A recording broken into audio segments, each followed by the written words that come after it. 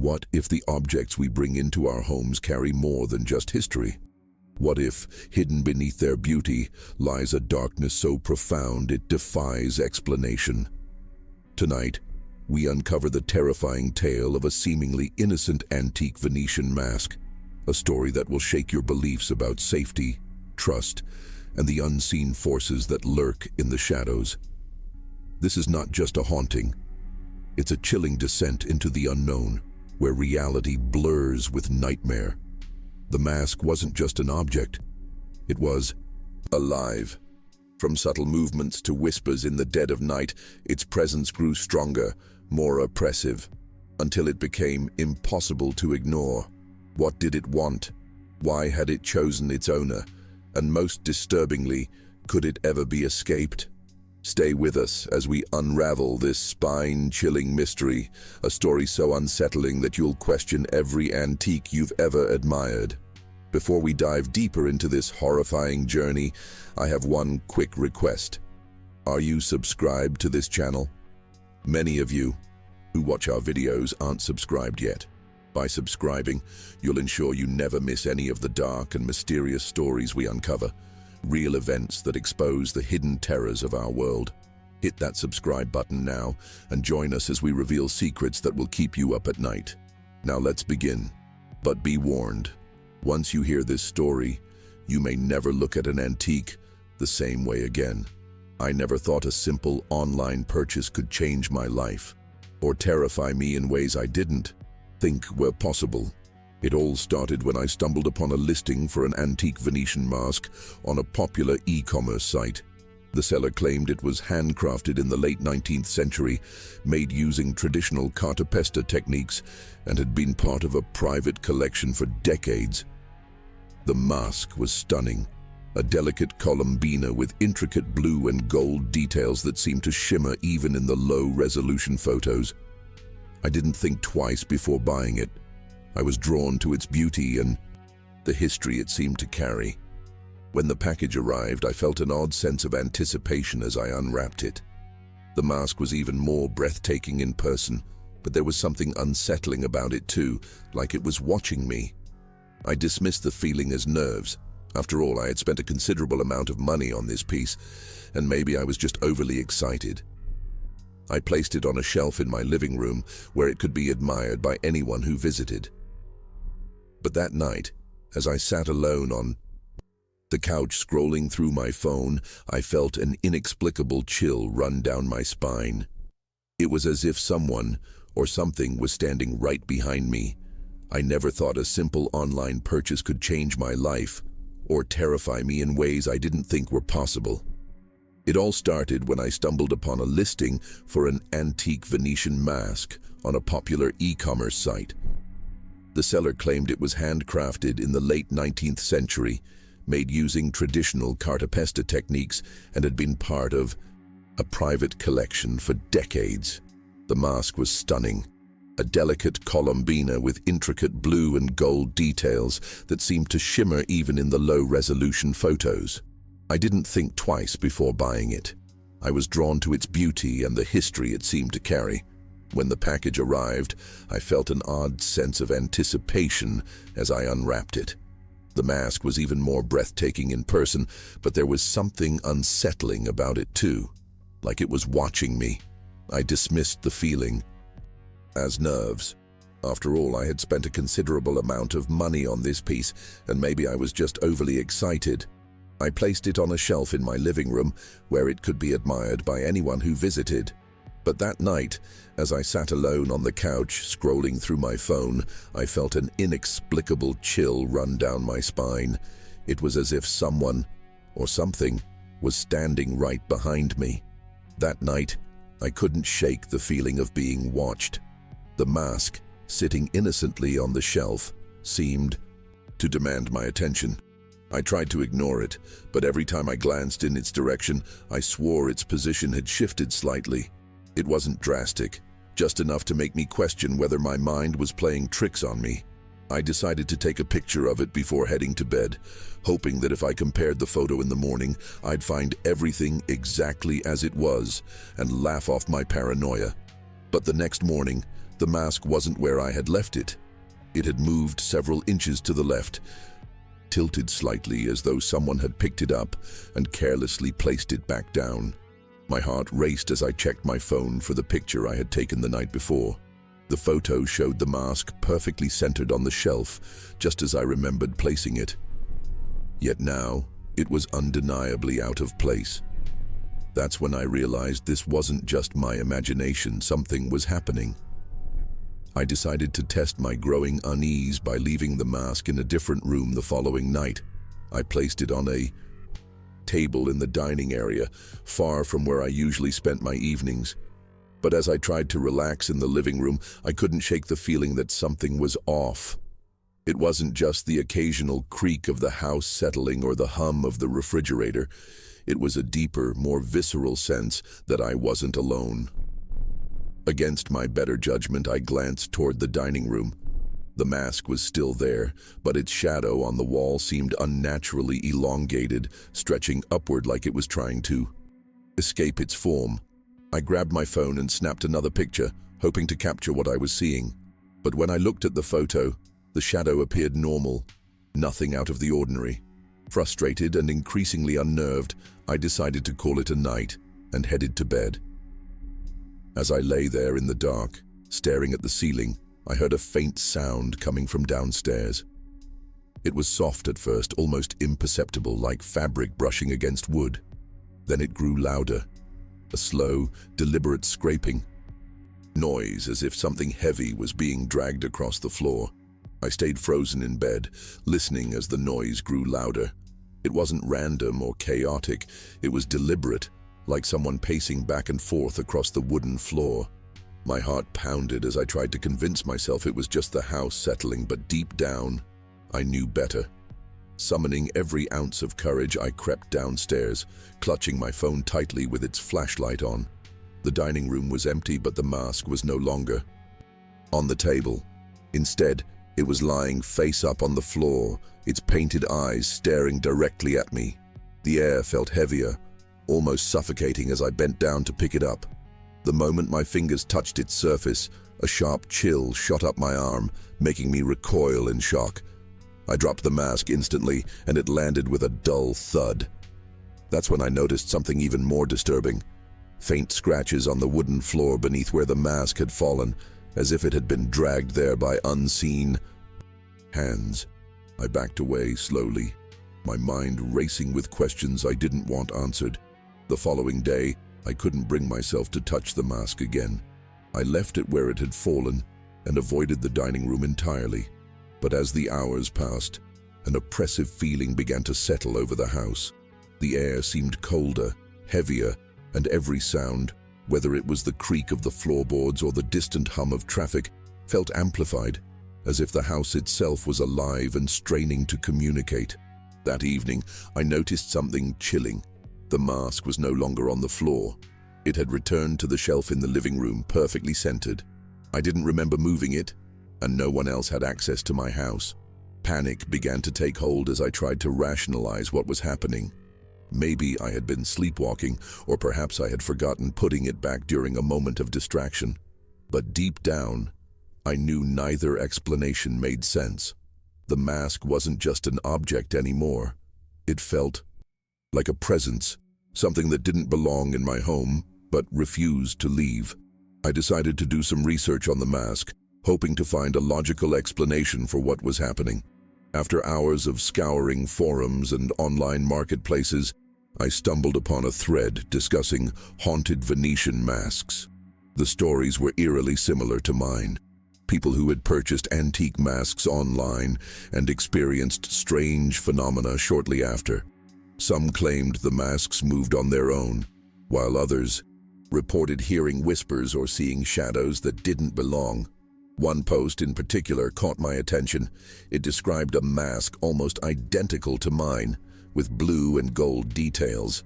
The user warned that the mask had been part of a cursed collection and should never have been sold. The more I read, the more I felt a growing sense of dread. It wasn't just the stories, it was the realization that I might have brought something into my home that I couldn't control. That night, I decided to move the mask to the garage, thinking that putting some distance between us might help me sleep. But as I carried it down the stairs, the house seemed to come alive. The lights flickered, and a cold draft swept through the hallway, even though all the windows were closed. By the time I reached the garage, my hands were trembling so badly that I almost dropped it. That night, I barely slept. Every time I closed my eyes, I saw the mask's painted features floating in the darkness, its empty eyes fixed on me. I woke up several times, convinced I'd heard faint whispers coming from the garage.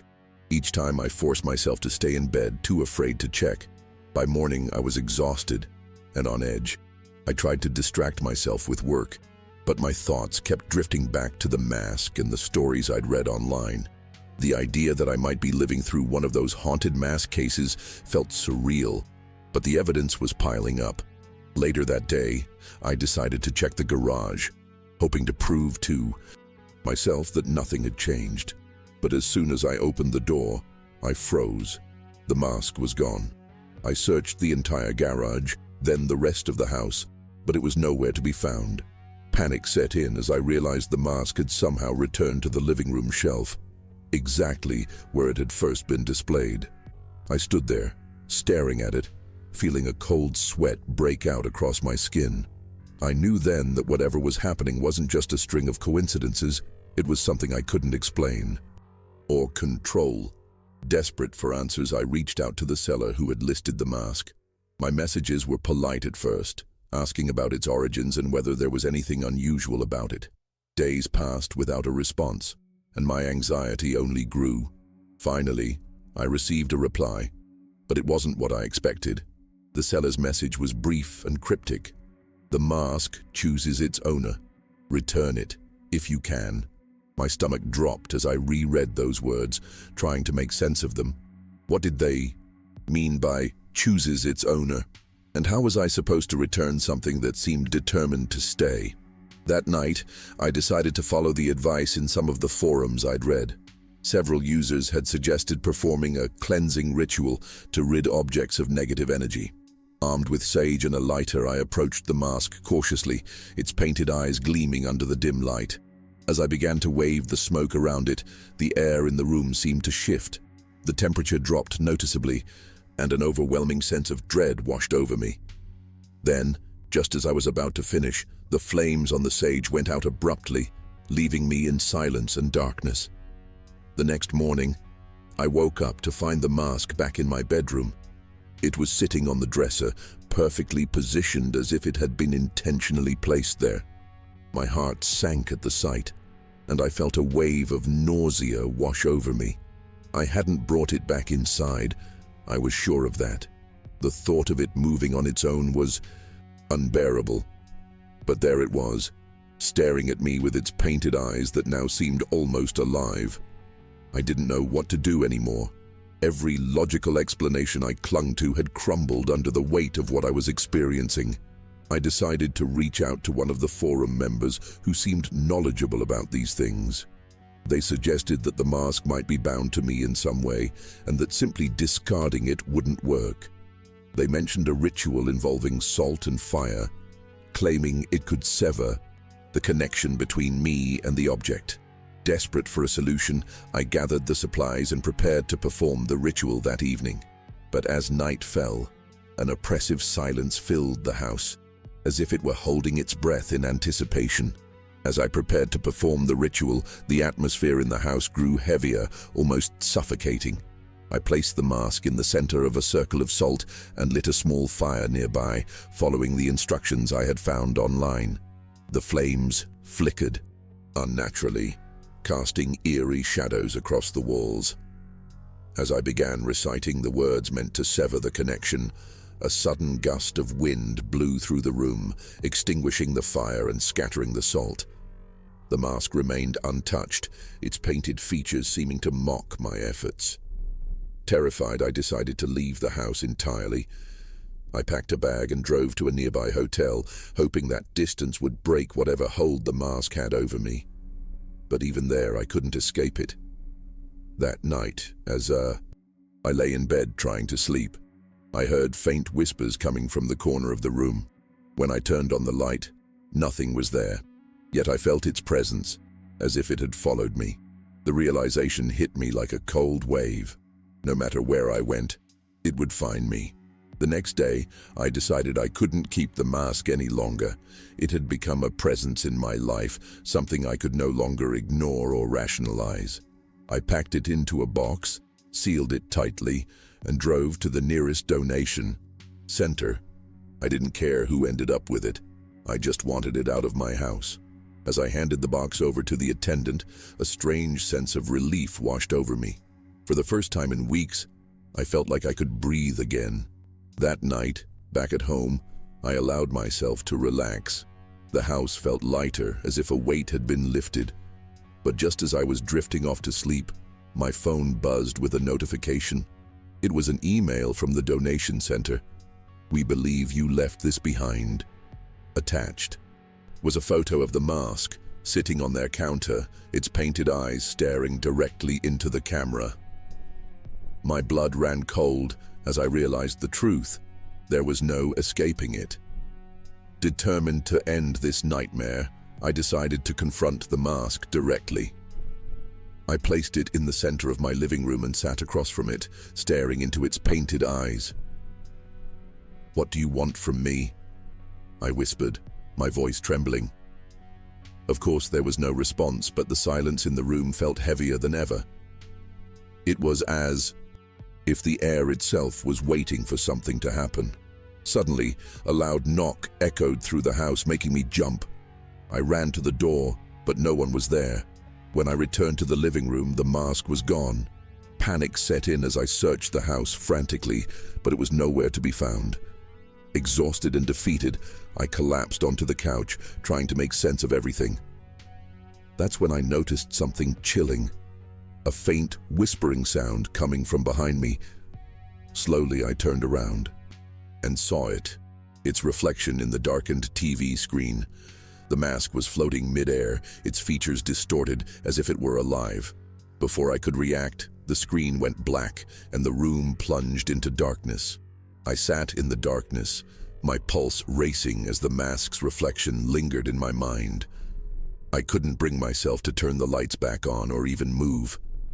The room felt alive, filled with an oppressive silence that seemed to press against my chest.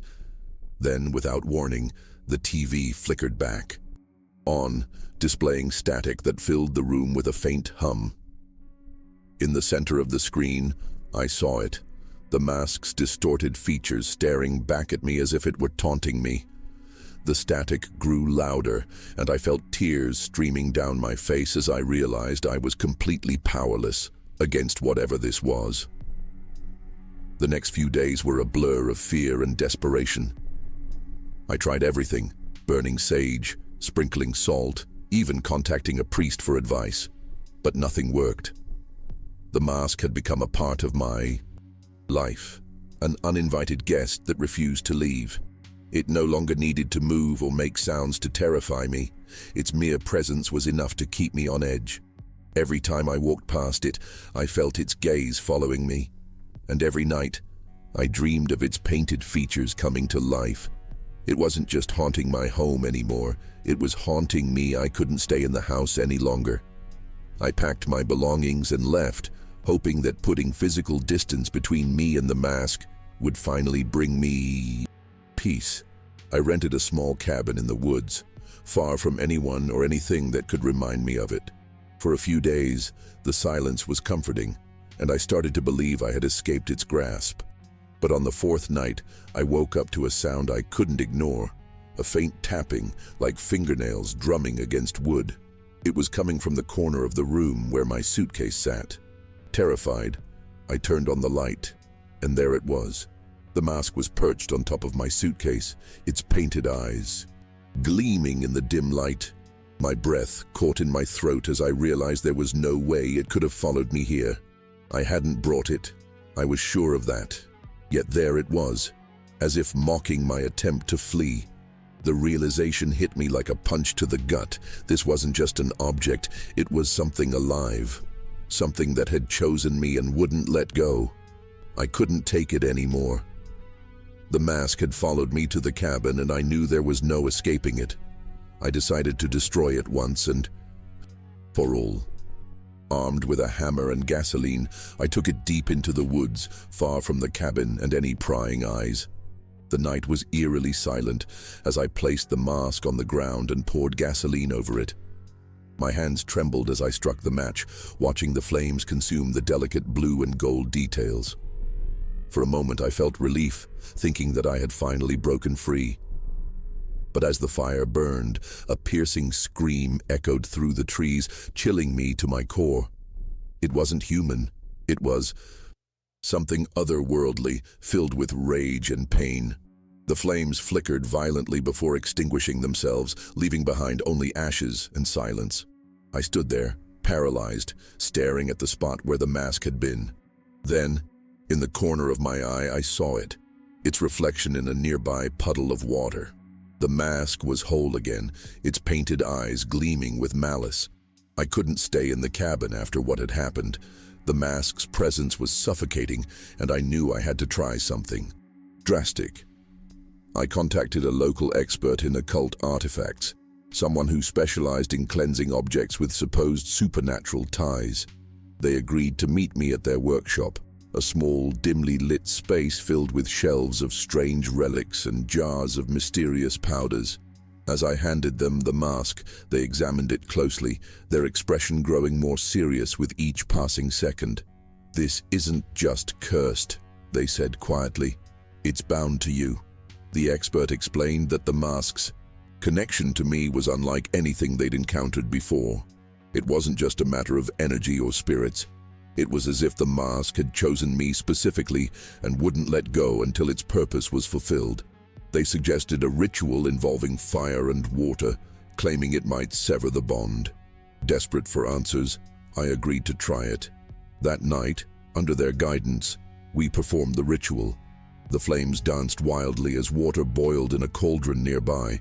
But as the ritual reached its climax, the mask began to tremble on its pedestal. Then, without warning, it shattered into pieces, leaving behind an eerie silence. I returned home, shaken but determined to understand what the mask wanted from me. It wasn't enough to try and destroy it or run away. I needed answers. I started researching deeper into Venetian traditions, focusing on the symbolic power of masks and their historical ties to identity and transformation. One article mentioned that masks were often used in rituals during the Carnival of Venice, some of which involved invoking spirits or seeking protection from unseen forces. The more I read, the more I felt like the mask wasn't just an object. It was a vessel for something ancient and restless. That night, I decided to confront it again. I placed the mask on the table and surrounded it with candles, hoping to recreate the atmosphere described in one of the rituals I'd read about. As the flames flickered, I spoke directly to it, asking what it wanted and why it had chosen me. At first, there was nothing, just silence and the soft crackle of candlelight. But then, the air grew colder and a faint whisper filled the room. It wasn't a language I recognized, but its tone was clear. Anger, sorrow, and desperation all rolled into one. The mask seemed to glow faintly, its painted eyes shimmering as if alive. The days that followed were a blur of fear and confusion. I couldn't shake the feeling that the mask had become a part of me, something that couldn't be destroyed or left behind. I started noticing changes in myself. Small at first, like a growing discomfort in social situations and an inability to focus on anything for long. But soon, it became more pronounced. My reflection in the mirror looked different, almost unfamiliar. My eyes seemed darker, my expression more hollow, as if the mask was somehow imprinting itself onto me. One night, I woke up to find myself standing in front of the mirror, the mask clutched tightly in my hands. I didn't remember getting out of bed or picking it up. My heart raced as I stared at my reflection, unable to move or look away. The mask's features seemed to merge with mine in the dim light, creating a grotesque hybrid of my face and its painted design. I dropped it in horror and stumbled back. But when I looked down, it wasn't on the floor. It was back on the shelf, perfectly positioned as if nothing had happened. I tried to convince myself that the mask's hold on me was psychological, that everything I had experienced was the result of stress, lack of sleep, or my own imagination. But the more I tried to rationalize it, the more real it became. The mask wasn't just an object. It was alive in ways I couldn't comprehend. I started avoiding mirrors entirely, afraid of what I might see reflected back at me. Even in the daylight, I felt its presence, like a shadow that clung to me no matter where I went. One afternoon, desperate for some sense of normalcy, I decided to visit a nearby museum that featured an exhibit on Venetian culture. As I wandered through the displays of ornate masks and historical artifacts, I felt a strange pull toward one particular section. There, behind a glass case, was a mask almost identical to mine, blue and gold with intricate details that seemed to shimmer under the museum lights. A plaque beneath it described its use in ancient rituals meant to bind spirits to the wearer. My stomach churned as I realized this wasn't just a coincidence. The mask in my possession wasn't unique. It was part of something much larger. I couldn't stop thinking about the mask in the museum and its connection to mine. It felt like a key to understanding what was happening, but I didn't know where to start. I reached out to the museum curator, explaining that I had a similar mask and asking if they could tell me more about its history. To my surprise, they agreed to meet with me. When I showed them a photo of my mask, their expression shifted from curiosity to alarm. They explained that these masks were part of a lost collection tied to rituals meant to bind spirits, and that each one was believed to carry a fragment of the spirit it was used to summon. The curator warned me that destroying the mask could have unintended consequences, as it might release whatever was bound to it. They suggested that the only way to sever its connection was to return it to where it came from, Venice. I didn't know how I would afford such a trip or what I would even do once I got there, but I felt like I had no other choice. The mask had consumed my life, and this felt like my last chance to break free. That night, as I packed my bags, the mask sat silently on the shelf, its painted eyes watching as if it knew what I was planning. I booked a flight to Venice, carrying the mask with me in a tightly sealed box. The journey felt surreal, as if I was stepping into a story that wasn't entirely my own. When I arrived, the city's labyrinthine streets and misty canals seemed to echo the eerie presence of the mask. I followed the curator's instructions to a small, unmarked shop tucked away in a quiet alley.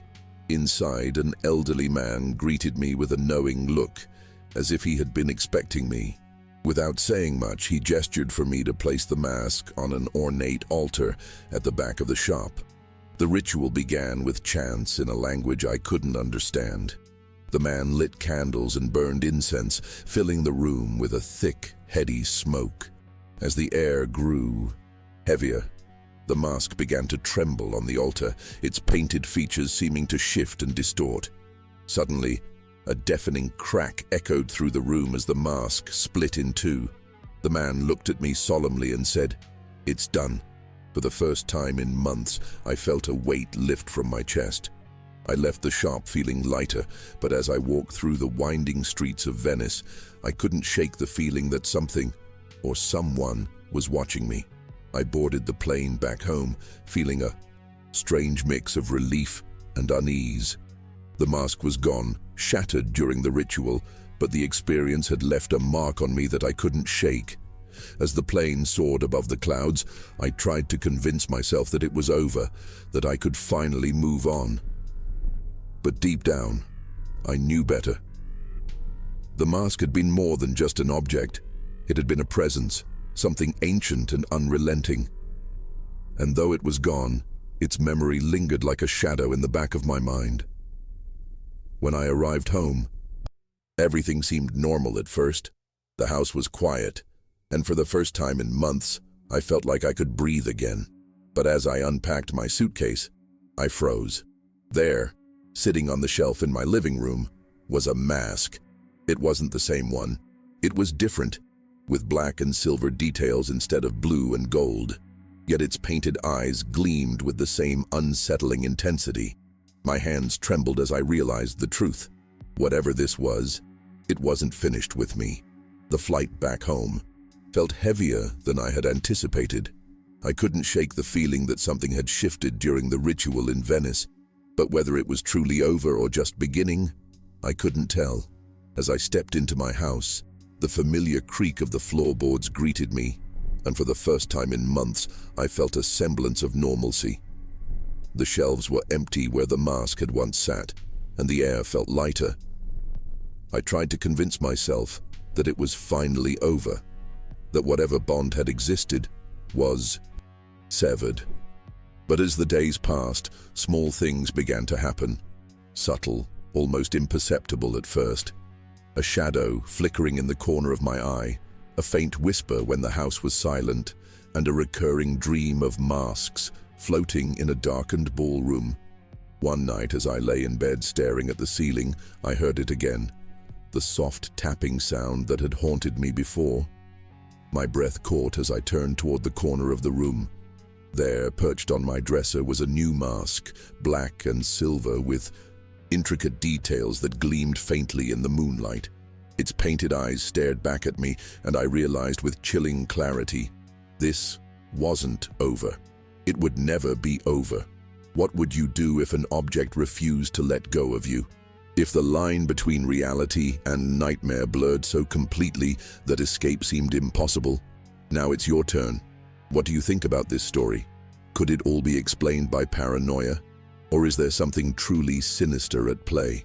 Let me know your thoughts in the comments below. Have you ever experienced anything similar? I'd love to hear your story. If you enjoyed this video, don't forget to subscribe to the channel and turn on notifications. Many of you watching aren't subscribed yet, and by subscribing, you'll ensure you never miss another chilling tale that will leave you questioning everything. And before you go, check out the next video recommended on your screen. It's a story even darker than this one. Trust me, you won't want to miss it. Thank you for watching, and until next time, stay curious and stay safe. I'm Jack, signing off.